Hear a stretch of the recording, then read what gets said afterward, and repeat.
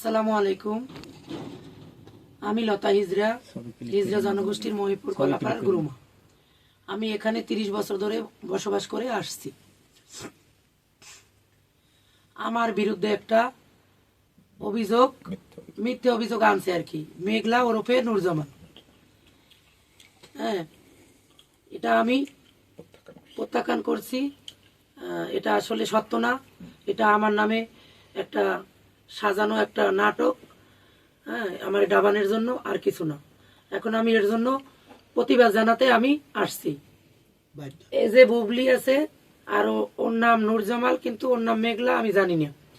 এরা দুজন, একজন ছিল গলাচিপা আর একজন ছিল বরগুনা। এরা দুইজন আমার কাছে কখনো আসে নাই, হঠাৎ করে আসছে এলাকায়, আইসা ওর বাড়িতে উঠছে। উঠে দুইজনে সারা জায়গায় সব মানুষের কাছে আমার নামে গাইয়ে বেড়াইছে যে লতা হিজরা আমাকে স্থান দেয় না, রাখে না।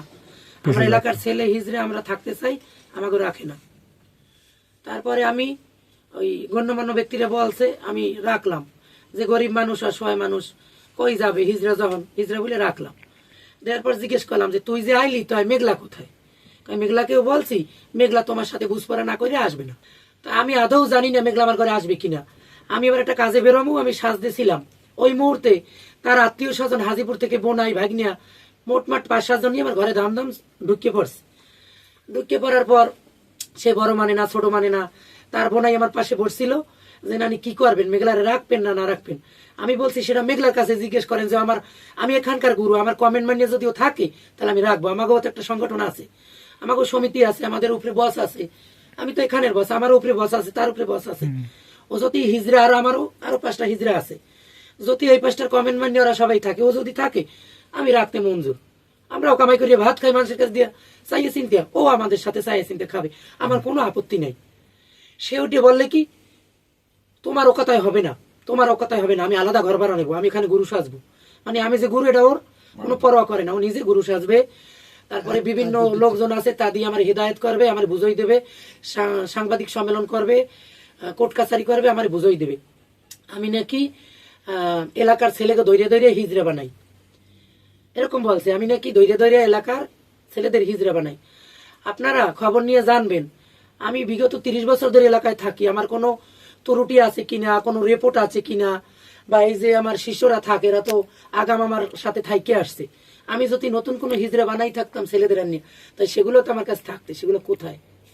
হ্যাঁ, কিন্তু ও আমার নামে যে অভিযোগ আনছে, আমি নাকি ওরে হিজড়া বানাইছি, এগুলো একদমই ভুয়া কথা, মিথ্যা কথা। জ্ঞানী মানুষ যারা, তারা বুঝে নেবেন।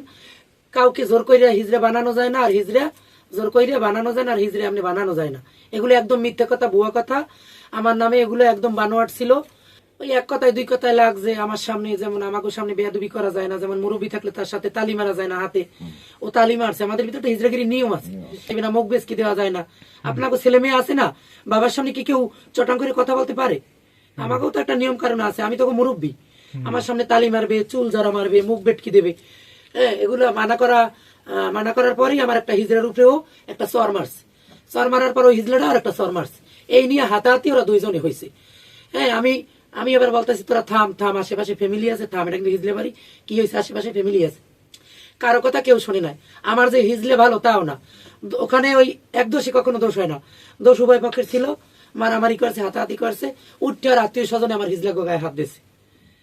এই যে আমার মোহিনী, ওরা সারাইতে গেছে, বুবলি সারাইতে গেছে, নামই সরাও মারছে। আদৌ ওরা মারে নাই। ওই একটা হিজলেই ওর লাগে বাজাবাজি হয়েছে, ওর লাগে বাজাবাজি হয়েছে। ওর নাকেরটা গেছে, ওর নাকেরটা গেছে, যে টাগলা না একটা দিয়ে তুইছে সারাইতে গিয়ে। তাই মারামারি করতে করতে ওরা রোডে উঠছে। রোডে ওঠার পর তারপরে আমি কি করলাম, যে বিষয়টা ভালো হবে না, আমি যে দুই পক্ষ ছাড়াই দিছি। আমি মেঘলারে টাইনে আনা ধরছি। মেঘলা ভাবছি কি আমি মনে হয় মারবো। মেঘলা দৌড়ে কোথায় গেছে জানি না। এই পরে যাইয়া এরকম সংবাদ বিভিন্ন জায়গায় দেখি, বিভিন্ন পত্রিকায়, বিভিন্ন মোবাইলে সংবাদ আমার নামে বিভিন্ন রকম ছড়াইতে আছে, যে আমি গুরুমা আছি, তোরা বাজাবাজি করছো, দোষ দুই পক্ষের আছে। হ্যাঁ, তাই আমি এটা সমাধান করে দিই, কিন্তু সে আসে নাই। আমি মুখে বললে কতটা বিশ্বাস কেউ করে না করে জানি না। তারপরও আমার দিক দিয়া আল্লাহ যদি সত্য হয়, আমি সত্য কথাই বলবো। হ্যাঁ, যে ওকে আমি কখনোই রাখার জন্য মারধর করি নাই। ওকে আমি আরেকবার ওদের বাড়ি যেয়ে চুল কাইটে দিয়ে আসছি, যে তুই ছেলে মানুষ হিজড়া হবি কেন, ভালো হয়ে যা। এ প্রমাণ চাইলে আপনাকে আমি দিতে পারবো। বাড়ি ওর মামারা সাক্ষী, ওর মামারা ওরে জায়গা দেয় না, ওর হাজিপুরের বোন বোনাই ওরে জায়গা দেয় নি। আমার হিজড়া যখন মারামারি করছে, আমি গুরুমা আমি আনতে যাব না? আমার হিজলে একটা ছায়াবেলা পিনতে দৌড়িলে আমি আনতে যাব না? এখন তাদের দিক দিয়া তাদের জান ভাবছে যে মাইরে ফেলাবো, জান বাঁচাইছে, কিন্তু আমার দিক দিয়ে আমি ইজ্জত বাঁচাইতে গেছি যে হায় রে, থানার সামনে হাজারো মানুষ একটা ছায়া বেলাস পিনতে দৌড়তেছে, আমি আইনের একটা কাপড় জড়াই দিই। ও কাপড় থুয়ে দৌড়াইছে, একলা একলাই কাপড় খুললিয়া কয় নে তোকে কাপড় তোরা নেই। কোনো প্রমাণ কেউ দিতে পারবে না, যদি দিতে পারে সমাজে যে বিচার আছে আমি মাইনে নেব। এটা আদৌ মিথ্যে কথা। আমি 30 বছর বাস করি, যদি আমি এরকম অবৈধ কোনো ব্যবসা করতাম, আশেপাশের ফ্যামিলি আছে তারা তো একদিন দেখতো। আমার কথাটাকে আসলে বুঝছেন আপনারা? আমি তো 30 বছর ধরে ছায়া চিনতে খাই। আমাকে উপর লেভেলে মুরব্বী হিজড়া আছে, 25টা 30টা হিজড়া আছে, বুড়ো যারা অসহায় কাজ করতে পারে না। আমার মা বাবা আছে, আমরা কামাই করে, তো আমার সব শিষ্যরা আছে। জিজ্ঞেস করেন যে আমি একলা বন্টন করি নাকি, 10 টাকা পাইলে আমরা সবাই ভাগযোগ করে খাই। একটা অভিযোগ তাদের ছিল, আমি নাকি টাকার পাহাড় গড়াইছি, অর্ধ কোটি টাকার মালিক হয়েছি। এটা কতটা সত্য জানি না, কিন্তু আমার পক্ষ দিয়া আমি বলতে পারি এটা আসলেই সত্য না। আমি আপনারা যাচাই বাছাই করে দেখতে পারেন, আমি এখনো ওই যে অবদার পাশে খাস জমিতে একটা ঘরে হিজড়াদের নিয়ে বসবাস করি। আমার সাথে যারা আছে 8-10 জন যারা আছে সবাই আমার সাথে বসবাস করে। ওই সবার কাছ থেকে চাইয়ে চিন্তায় এত বছর ধরে খাই, জীবিকা নির্বাহ করি। কারো মা আছে গরিব, কারো বোন আছে, কারো ভাই আছে, এগুলা খাওয়াইতে খাওয়াইতে আমাকে দিন যায়। তাহলে আমরা টাহার পাহাড় করি কুতকুনি। আদৌ মিথ্যে কথা। এগুলা ওরা থাকতে চাইছিল, আমি রাখি নাই। এখন আবার বলতে আছে যে আমি থাকবো না, হে আমাকে জোর করে রাখতে চায়। এই জন্য একটা মিথ্যে অভিযোগ আমার নামে দিয়েছে। আসলে এগুলো মিথ্যে কথা, আদৌ মিথ্যে কথা। আপনারা যাচাই বাছাই করে দেখেন কতটা সত্য। আমি কোনো ওষুধও খাওয়াই না, কিছু খাওয়াই না। যদি কোনো প্রমাণ দিতে পারে, সমাজে যে বিচার আছে, আইনে যে বিচার আছে, মাইনে নেব। একদম মিথ্যে কথা। এই আমার শিষ্যরা আছে, জিজ্ঞান আমি করে কোনো ওষুধ। একটা নিজের মুখে 2 রকম কথা বলতেছে। ও কখনো যারা এই অত্র অঞ্চলের মাথা ধরা আছে বা যাদের কথা আমরা একটু শুনি, গণ্যমান্য ব্যক্তি মানি, তাদের কাছে যে বলতেছে আমি হিজড়া, লতা হিজড়া আমাকে রাখছে না, আপনার একটু বললে আমাকে রাখাই দিন, যেহেতু আমি এলাকার হিজড়া। আবার আপনাদের সামনে বলতেছে যে আমাকে ওষুধ খাওয়াইছে বা অপারেশন করার জন্য বলছে, আমি একটা ছেলে। তাহলে ওর এখানে 2টা কথা, ও নিজের ভিত্তিতে তো 2 রকম কথা বলতেছে। তাহলে আমরা কি বলবো? আপনারা নিজেরাই তো বুঝতে পারছেন যে ও সত্য বলতেছে কি মিথ্যা বলতেছে। এখন ডাক্তারের কাছে জিজ্ঞাসবেন, এমন কোন ওষুধ কি আছে যে একটা পুরুষত্ব সহজে নষ্ট করে? আর আল্লাহর প্রকৃত দান, কেউ কেউ কপাল বাড়িয়ে দুঃখ লেখে আমাদের মতো। আমাদের সমাজে কি আছে? হয়তো সরকার আমাদের কিছুদিন হলো স্বীকৃতি দিয়েছে, কিন্তু সমাজের মানুষ কিন্তু এখন আমাদেরকে ভালো চোখে দেখে না। কিছু দেখে, কিছু দেখে না। আমরা মানুষের কাছে 10 টাকা চেয়ে খাই, কেউ ভালো মুখে দেয়, কেউ কালো মুখে দেয়, কিন্তু আমাদের পেট বাঁচাইতে, জীবিকা নির্বাহ করতে আমাদের চাইতে হয়। কেউ কেউ হাউস করে এই জীবনগুলো কেউ বেছে নিতে চায়। আমি একটা সুস্থ সবল মানুষ, আমার হাত আছে, পা আছে, আমি স্বাস্থ্য আর 5টা সাধারণ মানুষের মতো খেতে পারি। কিন্তু কি, যেখানে আমার লিঙ্গর বৈষম্য আছে বলে সমাজ কিন্তু এখন আমাদেরকে বৈষম্য করে রেখেছে।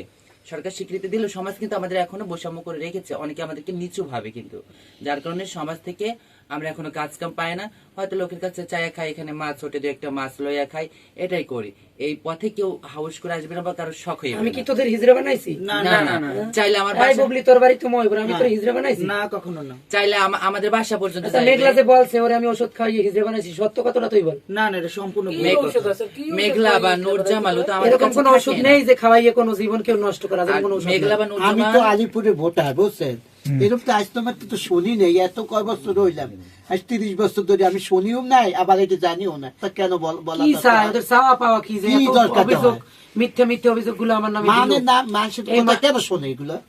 কত না, গলা তো চিপে বলছে দেয়। ওরা জোর করে আমরা হিজড়া বানাইছি, তা চুলটাও কি আমরা বানাইছি? চুলটা তো একদিনই হয় না। অন্তত আমি 5 আরেকটা কেউ বছর লাগছে। রাখাইতে পারবে? ওরা পুরুষ, ওরা কাজ করবে না, কাম করবে না, ওরা হিজড়া সেজে মানুষের কাছ থেকে ধোকা দিয়ে খাইতে চেয়েছিল। কিন্তু যেখানে 30 বছর ধরে এখানে উনি থাকে, উনাদের একটা অন্যায় হলে তো আমাদের মাথার উপরে পড়বে। যার কারণে আমরা এটা করতে দিতে চাইনি। লাস্ট পর্যায়ে এজন্য এই বানোয়াট মিথ্যা করে আমার গুরুর নামে দোষ চাপিয়েছে, অভিযোগ গিয়েছে আমাদের নামে। আমার নামে আনিত অভিযোগ একমাত্র ভুল। হ্যাঁ, বানোয়াট ছিল এগুলো।